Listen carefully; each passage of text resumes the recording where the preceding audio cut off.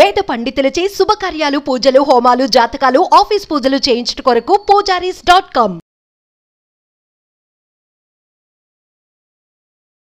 నమస్తే, నేను మీ జాహ్నవి. మనతో ఉన్నారు సూర్యోపాసకులు Sun Spiritual Society founder Vikramaditya Guruji. మాట్లాడదాం. నమస్కారం గురూజీ. మొత్తానికి చాలా రోజుల తర్వాత మళ్ళీ చక్కటి టాపిక్స్ ఇవ్వడానికి రెడీగా ఉన్నారు. Thank you so much Guruji. అయితే భాను సప్తమి, సో మీరు రాగానే ఖచ్చితంగా మనకి సూర్య భగవానుడే గుర్తొస్తాడు. మీరు మాట్లాడడం కూడా సూర్యోస్మి అంటూ ఉంటారు. అయితే ఈ భాను సప్తమి చాలా స్పెషల్ అంట కదా. ఆదివారము సప్తమి వచ్చింది కాబట్టి భాను సప్తమి. ఏంటి ఆ స్పెషాలిటీ? ఈ భాను సప్తమి నాడు ఏం చేయడం వల్ల అందరూ బాగుంటారంటారు? సహజంగానమ్మా పూర్వం అంతా కూడా సూర్యోపాసన, ఆదిత్య అర్చన అంటే అంటే ఇప్పుడు వీళ్ళు చెప్తూ ఉంటారు, క్రిస్టియన్స్ విగ్రహారాధన చేసే వాళ్ళని మేము మా దేవుడు శిక్షిస్తాడు వద్దన్నాడు అని చెప్పేసి.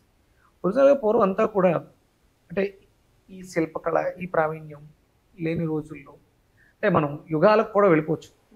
త్రేతాయుగం కానీ, ద్వాపర యుగం కానీ, ఇలా ప్రతి యుగంలోనూ ఒకటే అర్చన ఉండేది, ఒకటే ఆరాధన ఉండేది, సూర్య ఆరాధన.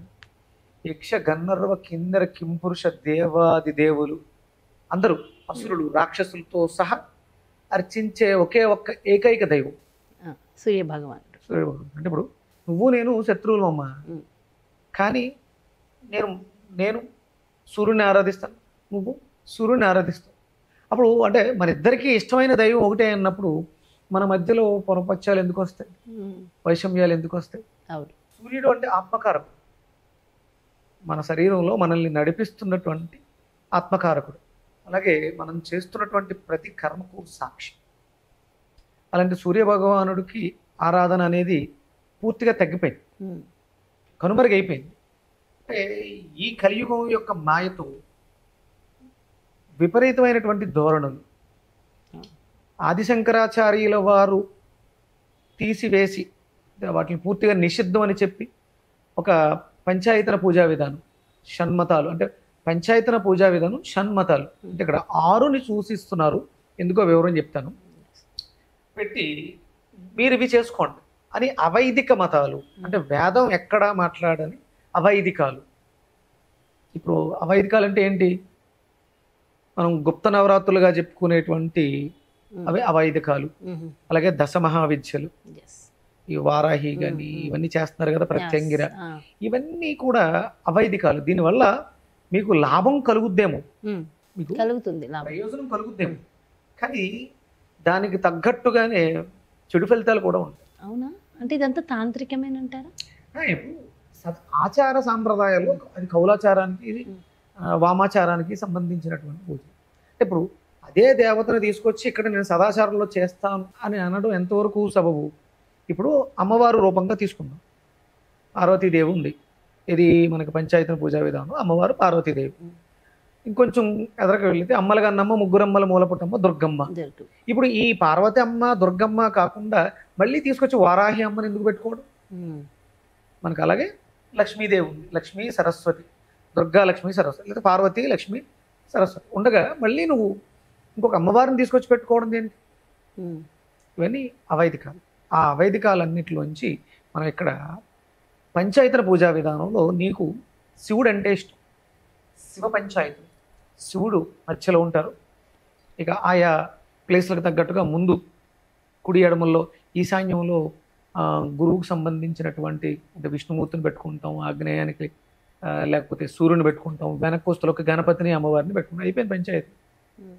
నాకు సూర్యుడు అంటే ఇష్టం, నేను సూర్య పంచాయతనం చేసుకుంటాను. విష్ణు ఇష్టం, విష్ణు పంచాయతనం చేసుకుంటాను. అమ్మవారి ఇష్టం, దుర్గా పంచాయతనం చేసుకుంటాను. ఇలా చేస్తాను. ఇప్పుడు ఇక్కడ నేను ఇవన్నీ ఎందుకు మాట్లాడుతానంటే, పూర్వం వీటికన్నిటికన్నా పూర్వం సూర్య ఆరాధన ఒక్కటే, విగ్రహాలు కూడా లేవు, అవసరం లేదు. ఆయన కొలవడానికి నీకు పెద్దగా శ్రమ అక్కర్లేదు. అలా చూస్తే కనపడతాడు, చేతులు జోడిస్తే సరిపోయింది. ఇంకా ఏదో ఉంది, ఇంకా ఏదో చేయాలనుకున్నాను, నాకు ప్రీతి అంటే నువ్వు ఇంత అద్భుతమైనటువంటి శరీరాన్ని ఇచ్చావు, కాళ్ళు చేతులు ఇచ్చావు, దృష్టిని ఇచ్చావు, ఇంత అద్భుతమైనటువంటి ఆరోగ్యాన్ని ఇచ్చినందుకు చేతిలో కొన్ని నీళ్ళు వేసుకుని అలా ఇస్తే కృతజ్ఞత. అంటే మనకి విష్ణుమూర్తి తులసి దళాలతో అర్చిస్తే హ్యాపీ ఫీల్ అయిపోతుంది. అలాగే పరమేశ్వరుడు ఒక చెంబుడు నీళ్ళు పట్టుకెళ్ళి అభిషేకం చేస్తే ప్రీతిని పొందేస్తాడు. ఇవి రెండు, తులసి లేదు, చేతిలో జలం కూడా లేదు. నమస్కార ప్రియో భాస్కర. అంటే అతి సులభతరంగా మనకి ఆయన వరాలు ఇచ్చేస్తూ ఉంటాడు. అదేంటో గురుగారు, నిజంగా కూడా ఏ రోజైనా ఒక రోజు అంటే రోజు చేయలేని వాళ్ళు నాలాంటి వాళ్ళు ఒక్క రోజు అలా నమస్కారం పెట్టుకుంటే ఆ రోజు అంతా బాగుంటుంది. ఇప్పుడు ఇక్కడ ఇవి రెండు చేతులు ఎలా జోడిస్తాం, హృదయం దగ్గర చేతులు జోడిస్తాం. అంటే దీని వెనక ఒక ఆత్మజ్యోతి ఉంది, అది మీ జ్యోతి, మీలో ఉన్నటువంటి సూర్యతత్వం. సో రోజు నమస్కారం చేస్తే ఇంకెంత బాగుంటుందో కదా. అప్పుడు ఇవాళ బాగుంది అనిపించింది, రేపు కూడా చేస్తే బాగుంటుంది. ఇంకా అంటే బాగుండును అనడానికి పర్యాయ పదాలు వెతుక్కోవడమే. ఎంత బాగుంటుంది అంటే అంత బాగుంటుంది. ఇదంతా మర్చిపోయాం, విపరీత ధోరణిలో పరిగెడుతున్నాం. కాబట్టి నాలాంటి వాళ్ళు బయటకు వచ్చి ఆయనకి ప్రీతికరమైనటువంటి రోజులు, మనకు రోజు ప్రతిరోజు చూసుకుంటే రోజు సూర్యోదయం, రోజు చేతులు జోడించడం మంచిది.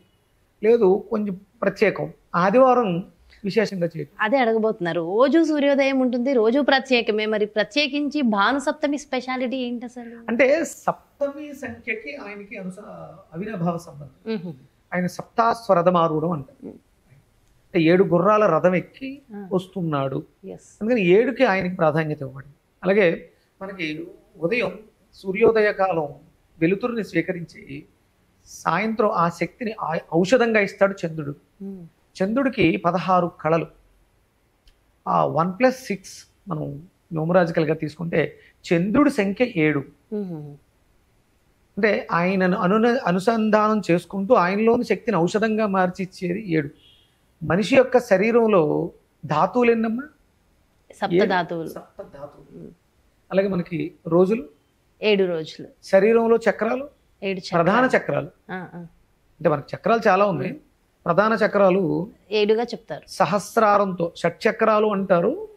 మూలాధారం, స్వాధిష్టానం, మణిపూరకం, అనాహత, విశుద్ధి, ఆజ్ఞ, షట్చక్రాలు అయిపోయినాయి.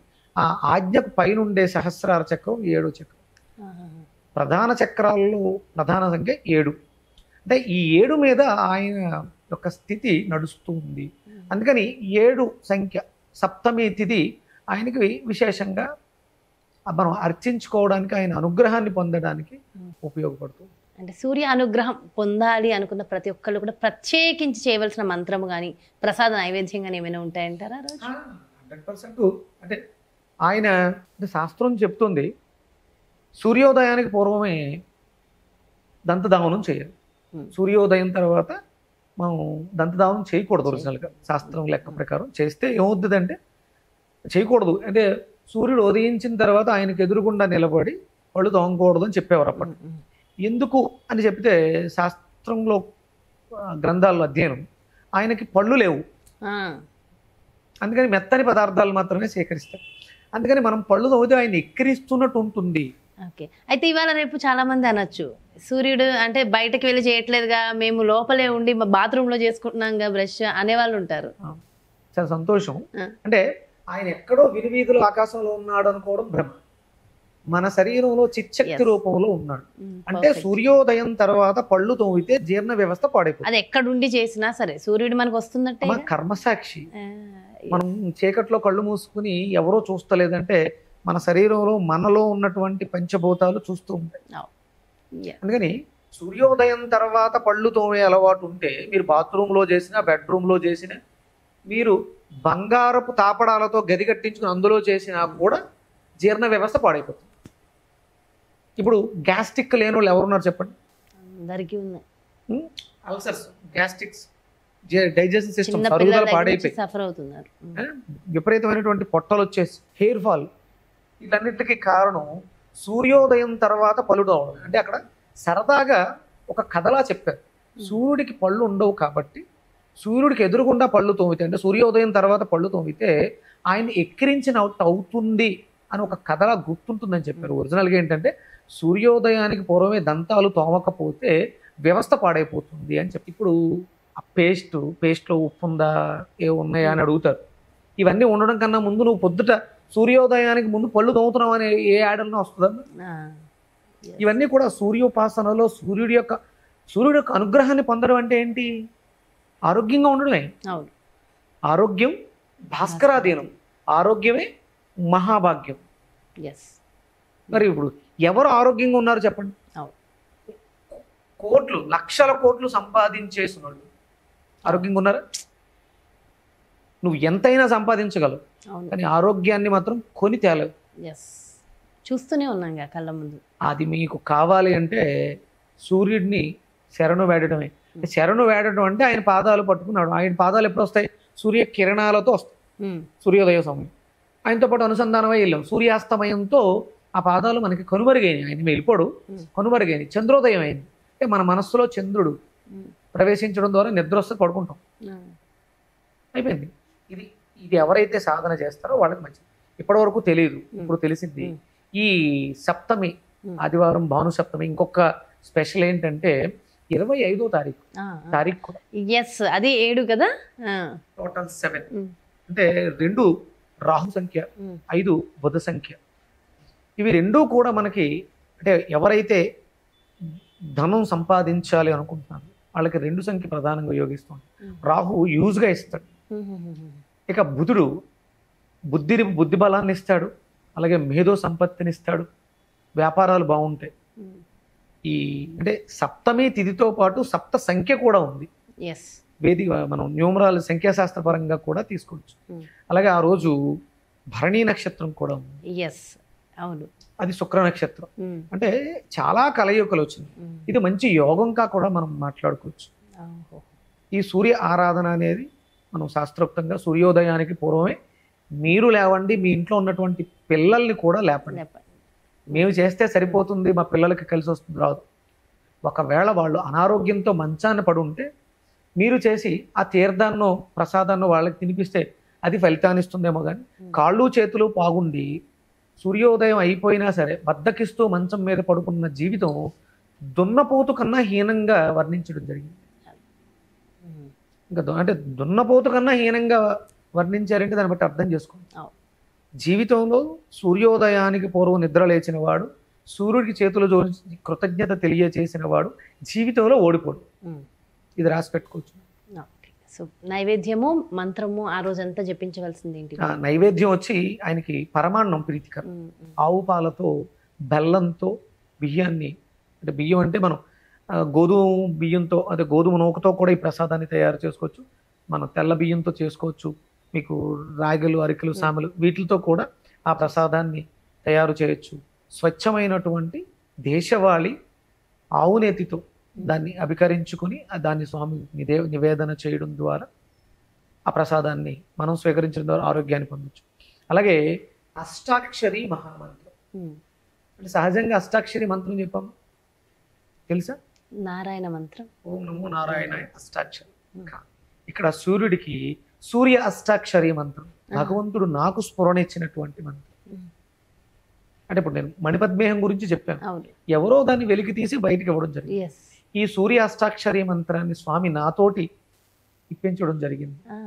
ఓం సూర్య సూర్య నారాయణాయ నారాయణాయ.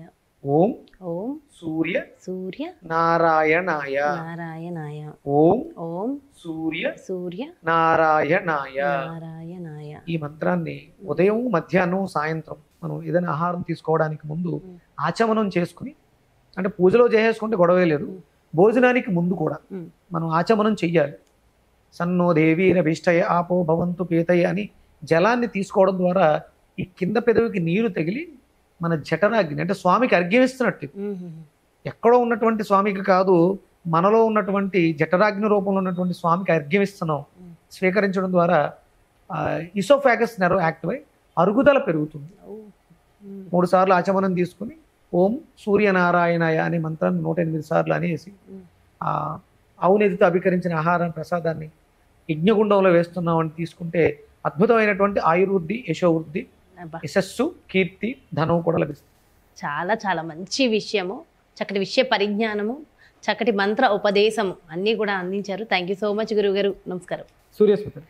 సో విన్నారు కదండి, ఇది భాను సప్తమికి సంబంధించిన ఎంతో చక్కటి విషయ పరిజ్ఞానము, అదేవిధంగా మనందరి జీవితాలు ఉద్ధరించడం కోసం ఎంతో చక్కటి మంత్ర ఉపదేశాన్ని అందిస్తూ మనందరి జీవితాల కోసం ఆ రోజు నివేదించవలసిన నైవేద్యాన్ని కూడా వివరంగా సవివరంగా వివరించారు కదా గురువు గారు. మరో ప్రత్యేకమైన కార్యక్రమంతో మళ్ళీ మీ ముందుకు చేస్తాను. నమస్తే.